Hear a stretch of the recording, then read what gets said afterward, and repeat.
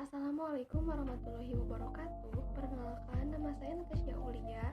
Saya dari kelas C5 Manajemen dengan NPM 101210885. Di sini saya akan sedikit menjelaskan mengenai hakikatul insan atau hakikat manusia untuk memenuhi salah satu tugas mata kuliah pendidikan agama Islam.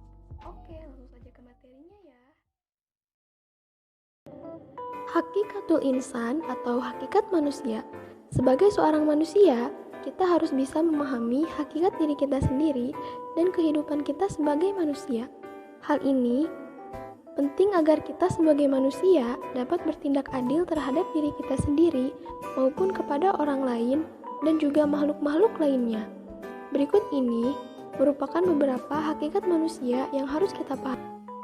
Hakikat manusia sebagai makhluk yang pertama adalah alal fitrah atau berada di atas fitrah. Fitrah adalah sifat asal, kesucian, bakat, dan pembawaan. Manusia diciptakan alal fitrah, maksudnya adalah manusia diciptakan oleh Allah berada dalam kecenderungan kepada kebenaran dan patuh kepadanya. Untuk yang kedua adalah lemah. Manusia juga diciptakan dalam keadaan dhaif atau lemah. Kelemahannya terutama dalam menghadapi godaan hawa nafsunya. Kadangkala mereka mengalami lemah azam atau tekad, lemah iman, dan lemah kesabaran. Untuk poin yang ketiga adalah bodoh atau jahil. Sebagai seorang manusia, kita tentu tidak sempurna dan memiliki keterbatasan pengetahuan. Untuk itulah manusia seringkali melakukan kesalahan. Dan yang keempat adalah fakir. Manusia diciptakan dalam keadaan fakir, butuh, atau berkehendak kepada pemberiannya.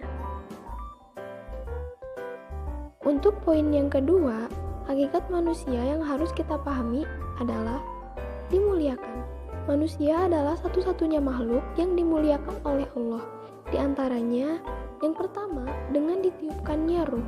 Allah berfirman yang artinya, kemudian Dia menyempurnakannya dan meniupkan ruh ciptaannya ke dalam tubuhnya, dan Dia menjadikan pendengaran, penglihatan, dan hati bagimu. Tetapi sedikit sekali kamu bersyukur. Quran Surat As-Sajdah ayat 9. Yang kedua, memiliki keistimewaan. Allah telah memberikan mereka itu dengan kelebihan yang sempurna dari kebanyakan makhluk yang lain yang diciptakannya. Yang ketiga, ditundukkan alam kepadanya. Manusia dimuliakan oleh Allah karena Masak Harunlah telah ditundukkan alam ini kepadanya. Dalam ayat Quran Surat Al-Baqarah ayat 29 menerangkan bahwa Allah menjadikan bumi dan semua isinya untuk manusia. Untuk poin yang ketiga adalah dibebani. Manusia adalah makhluk yang mukallafun, yang dibebani tanggung jawab. Yang pertama, ibadah, yang kita sebagai manusia harus menjalankan semua perintahnya dan menjauhi segala larangannya. Yang kedua adalah khilafah. Di antara tugas khilafatullah fil ard adalah menegakkan hak dan keadilan di muka bumi, memberikan alam ini dari perbuatan najis, syirik, fasik, serta meninggikan kalimat Allah. Allah akan memerhatikan dan mencatat semua perbuatan manusia dalam melaksanakan tugasnya itu. Untuk poin keempat adalah bebas memilih.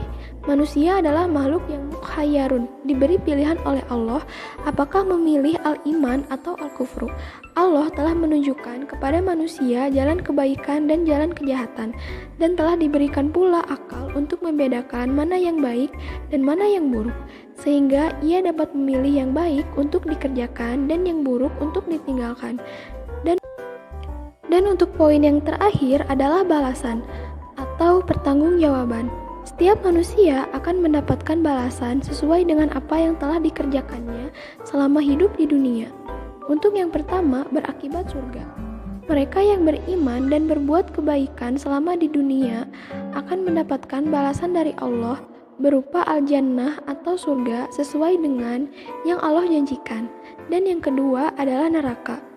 Untuk sebaliknya, sedangkan mereka yang ingkar akan mendapatkan balasan dari Allah berupa an-nar atau neraka. Oke, mungkin itu aja yang dapat aku sampaikan. Mohon maaf bila